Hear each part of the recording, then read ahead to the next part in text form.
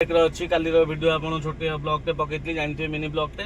भाईजाक जो होटेल सामने मुझे पूरा आप समुद्र सामने व्यू भी मस्त अच्छे आसीना गाड़ी तो बस पड़े देखो आप जाऊँगी व्यू देखो आप गाड़ी देखो पूरा होटेल बाहर ए सामनाटा हूँ समुद्र खियापिया है जाइना मु बाहर कैलाशगिरी पर्वत जो अच्छी आप शिव और पार्वती